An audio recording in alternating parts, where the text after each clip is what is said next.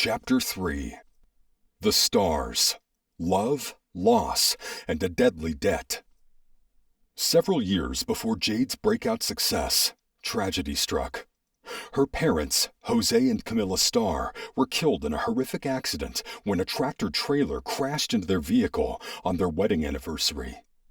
That night, they had gone to their favorite casino restaurant, a place where they often reminisced about their journey together.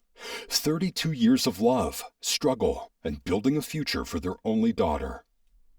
That future, however, was cut short 3 years before Jade's gala. The accident was unforeseen and merciless.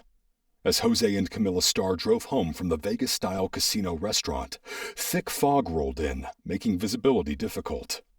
According to reports, they never saw the truck enter their lane. The force of the head-on collision sent their black Lincoln Navigator spiraling out of control. Witnesses later described it as a horrifying scene of metal, shattered glass, and twisting momentum. The vehicle flipped multiple times before finally plunging over a bridge, crashing into the trees below. By the time first responders arrived, the wreckage was eerily silent, except for the occasional flicker of the dashboard lights still glowing inside the mangled SUV. The official police report documented chilling details. The STARRS' black Lincoln Navigator was struck by a white, blue, and red Mack truck with the name Maria de la Osa de Amador printed on its side. The truck was registered to a man named Scott Wogner, but there was no sign of the driver. Witnesses claimed the Mack truck swerved into the southbound lane, leading to the devastating impact. The report continued on to read, "We were able to extinguish the fire quickly. We retrieved items from the wreck, belongings from both vehicles, and scattered debris found in the nearby forest. These items, once processed, will be returned to the STARRS' next of kin." The final note was the most disturbing. "The driver of the tractor-trailer fled the scene. No evidence has led to an arrest." The public response was an outcry. BITA News ran the story for weeks, highlighting the tragic deaths of 2 hard-working immigrants who were on the brink of becoming U.S. citizens. Their daughter was a rising talent. They were beloved by the immigrant and citizen communities. The press romanticized their love story, repeating the detail that they had died holding hands, a heartbreaking image that lingered in the minds of those who followed the case. But not all of the local news coverage was sympathetic. Rumors quickly spread. Speculation arose that the STARRS were drunk driving. After all, police found a flask containing alcohol inside their SUV. The problem? That same flask had been recovered from the wreckage of the truck, not their vehicle. And yet the whispers persisted. The mystery of just macking. Investigators found one glaring anomaly in the wreckage, a golden-orange Eye of Providence symbol painted on the driver's side door of the Mack truck. Below it, the words JM were printed. Just macking. Police assumed that this was the name of the trucking company. However, during their investigation, they found no registered company under that name in any database. This raised red flags. Detective Officer Wogner, leading the case, and another agent assigned to the case, Melissa Greaves, decided to send details of the truck, including the company name and logo, to a contact in the FBI. He reached out to Special Agent Luren Ashley, who was already investigating drug trafficking cases involving freight companies in America. It didn't take long for Agent Luren to recognize the Just Macking decal. "Hey, bro," Luren told Wogner over the phone. "There's a shell company in Delaware registered as an LLC. You won't believe the name." Wogner already had a bad feeling. "Let me guess. Just Macking?" Bynum confirmed. "LLC. Just Macking LLC. It's owned by another shell company based out of Mexico, which is owned by yet another shell company in Panama. That's all I can tell you." It was clear. This wasn't just an accident. But without solid proof, the case remained inconclusive. There were unanswered questions and haunting memories.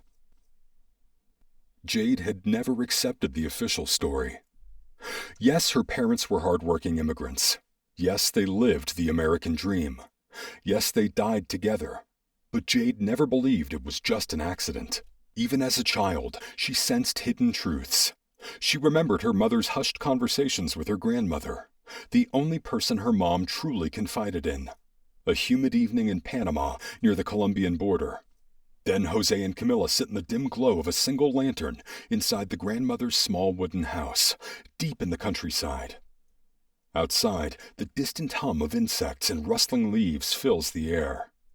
The scent of dirt, sweat, and the lingering bitterness of crushed coca leaves still clings to their clothes from a long day in the fields. In the corner, young Jade sits on the floor, playing with a worn-out doll, but her small ears catch every whisper from the adults at the table. Grandmother Martinez says in a hushed but urgent tone, No, Jose. We have to be careful. If they sense anything at all. Jose, gritting his teeth, voice low. They won't. We'll leave like any other night. No bags, no signs, just gone. Camilla rubbing her temples, exhaustion in her voice. Mama, do you think they suspect something already? Grandmother Martinez glanced at the wooden door as if cartel men could appear any second. Not yet, but they watch everyone, Nunu. You know how they do. The moment they think someone is unhappy, that someone is looking for a way out. She makes a sharp cutting motion across her throat. Jade blinking, her small hands tightening around her doll. Camilla shuddered, voice shaking slightly. We've seen it. The Jimenez family. The ones who tried to run. Jose firmly cut her off. We are not the Jimenez family. We're smarter than that. We're patient. We will not be careless. Grandmother Martinez nodding, but still uneasy. And when they ask me where you are? Jose said without hesitation. You don't know. You never know. We never said a word. Camilla then whispers, while gripping her mother's hand. They will come, Mama. They will come asking. Grandmother Martinez stared at the flickering lantern, nodding slowly as she voiced. And I will tell them you went to work in Costa Rica, maybe Colombia. I will let them think you are just another poor soul trying to survive, looking for work. Jose ran a hand over his face. That will buy us time, he replied in relief. Grandmother Martinez, her voice growing weaker but still determined, says confidently. Time, yes, but not forever. They will watch me, Nunu. They will pretend to be kind. They will bring rice and beans, pretend to be generous. They will sit on my porch, drinking my coffee, smiling with their sharp teeth. And they will wait. Camilla's breath catches, and her grip on her mother tightens. Jose places a hand over hers, squeezing gently. Jose is low and resolute now. We have to do this. We would not let Jade grow up as a prisoner. We would not let her pick coca leaves for the rest of her life. She will be free. She will be more than what they made us. In the corner, Jade's fingers tremble around her doll. The weight of her parents' fear presses against her small chest, but she doesn't say a word. She listens. She absorbs. She understands, even if no one realizes she does. Grandmother Martinez began blinking back tears. I know, Jose. I know. That is why I would protect your secret with my life. A long silence stretches between them, filled only by the sounds of the night outside. Then the grandmother stands, reaching into the small wooden cabinet in the corner. She pulls out an old leather pouch and presses it into Camilla's hands. Grandmother Martinez softly said, "My little money is not much, but enough to buy you a night's food when you get where you are going." Camilla is staring at it, her lips pressing together as she fights tears. "Mama." Grandmother Martinez stroked her daughter's hair gently, lovingly. "Go, my child. Find a new life. Give my granddaughter a chance to be something more than what we were given." Camilla sobs quietly into her mother's arms, and for the first time, Jade sees her mother, her strong, beautiful mother, look small, fragile. She hugs her doll tighter, but her heart is pounding. She doesn't know what's happening exactly, but she knows one thing. Her world is about to change forever. Outside in the distance, dogs bark. The sound of an engine rumbles down the dirt road. A familiar sound. The kind that makes them all stop breathing for a second. The kind that means someone is coming. A reminder that they are still trapped. For now.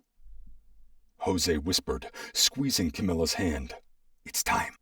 So the STARRS escaped. Jose, Camilla, and Jade. Her grandmother always called her mother Nunu, a name that only family members knew. When Jade overheard their conversations, her mom always sounded afraid. There were secrets buried in their past. Secrets that even now, Jade felt were connected to the crash. One night, 2 years before the crash, in their small, dimly lit apartment in California, Camilla Starr sat at the kitchen table, watching the phone tightly. Jose stands near the window, arms crossed, listening for the ring. The tension in the air is thick. Ring, ring, ring. The phone buzz echoed through the house. On the other end of the phone, Camilla's mother, Jade's grandmother, calling from Panama, speaking in hushed tones. The conversation is heavy, laced with fear and unspoken truths. Camilla's voice tightened. She was nervous. "Mamita, is everything okay? You don't usually call this late." Grandmother Martinez spoke softly, but with urgency. "No." She paused, sighing before she spoke again. "The cartel has been stopping by again." Camilla startled. She stiffened, looking at Jose. "Mama, what do you mean? What did they say?" Grandmother Martinez whispered. "They come with groceries, like they're being kind. Bags full of rice, beans, coffee. But no, we know their kindness is never free." Camilla's hand gripped the table angrily, as if she would break it. "Did they threaten you? Did they say anything?" Grandmother Martinez cut her off, voice trembling. No threats, not with words at least. But they ask about you, about Jose, about mi nieta, Jade. They say it's been a long time since you've been home, that people miss you." Jose muttering machismo under his breath. "Miss us? They mean they miss owning us." Grandmother Martinez's voice cracking. "They never say anything outright, but I see it in their eyes. I hear it in the way they ask, like they already know the answer, but want to catch me in a lie. They linger, Nunu. They look around the house, around the yard, like they're searching for something." Camilla's breath hitching, whispering. "Mama, did you tell them anything?" Grandmother Martinez firmly utters. "Of course not. But I see what they do. They haven't hurt me, but I know why. Because they think I still hold value to them. Because I'm still useful." Camilla's voice is shaking. "Mama, they murdered our neighbors. We both know why. Do you remember the Jimenez family? They killed them for taking a handful of crops to make extra money to feed their own children. They don't forgive. They don't forget. If they think you know where we are." Grandmother Martinez whispers. "I know, mi amor. That's why I never ask where you are. So if they ever demand answers, I can tell them the truth. I don't know." Jose stepped closer to Camilla, his voice low, but also steady. "We had to leave, Mama. We had to. I don't regret it for a second. We gave Jade a chance at a life without chains, a life where she can be something more than a pawn in their game." Grandmother Martinez. "And I am glad for that. But Jose, they're patient. They're always watching, and one day, if they think they have waited long enough, they will come with a different kind of visit, one that doesn't include groceries," she said quietly and sadly. And then silence. Camilla grips the phone tighter, her knuckles white. Jose rubs a hand over his face, exhaling deeply. Camilla iterates to her mother softly, but seriously. "Mama, please, don't let them sense your fear. Don't let them think you're hiding something. And whatever happens, do not mention anything to the rest of the family. If word gets out, even accidentally, it could get back to them. You have to be careful." Grandmother Martinez's voice was raw with emotion. No, I will do my best, but I am an old woman, and these men are like wolves. They smile, but I see the hunger behind the eyes. They say... She hesitates, then swallows hard. Camilla whispers. What? What did they say? Grandmother Martinez's voice barely above a whisper. They said, we will find them. One way or another, we always do. Camilla's breath catches. Her hands start shaking. Jose curses under his breath in Spanish and walks away from the window, pacing now. Jose firmly puts it. Then we stay quiet. We keep moving forward and we never go back. Camilla nods, even though her mother can't see her. Her heart is pounding, but she forces her voice to stay calm. Camilla softly to her mother. Te amo, Mama. Stay strong. Grandmother Martinez whispered back. I loved you too, Nuno.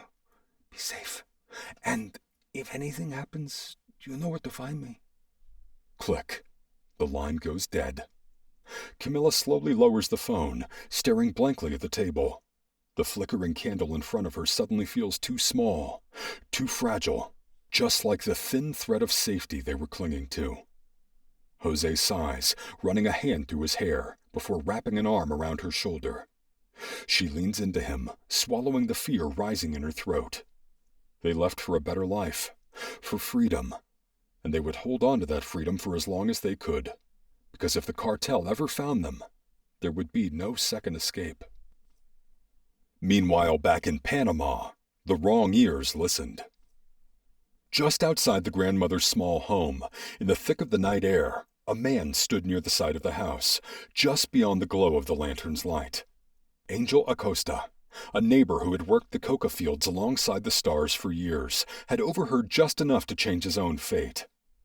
Angel had always been just another farmer, another nameless worker bending his back under the hot sun, earning pennies while the cartel bosses lived like kings. But he wanted more. He had watched others climb the ranks, some becoming runners, some becoming enforcers, some escaping the fields forever. He wanted out, and now he had something valuable. Angel didn't hesitate to take his opportunity. That night he made his way to a small cantina, one that cartel members frequently used as a meeting spot. He didn't ask for permission to speak. He simply sat and waited, ordered a cheap beer, and let the bartender know he had something the right ears would want to hear. It wasn't long before one of them arrived. A guard, armed and stone-faced, sat down across from him. 4-9, the Beltran-Levia cartel guard, was lighting a cigarette. He was a sicario, one of the cartel's top henchmen. You must be very brave or very stupid to ask for this meeting. Angel Acosta, grinning, leaning forward. I have information about someone you've been looking for. 4-9, the sicario, watches him for a moment, exhaling smoke, uninterested at first. Then, Angel speaks the magic words. Angel, lowering his voice. The STARRS. I know where they are. The cigarette pauses between the guard's lips, dangling.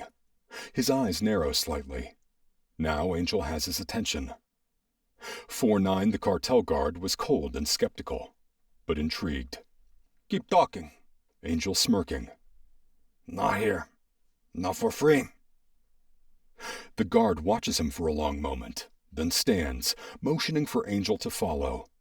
They exit the cantina, slipping into a dark alley where another cartel member, a higher-up, a man with true authority, waits.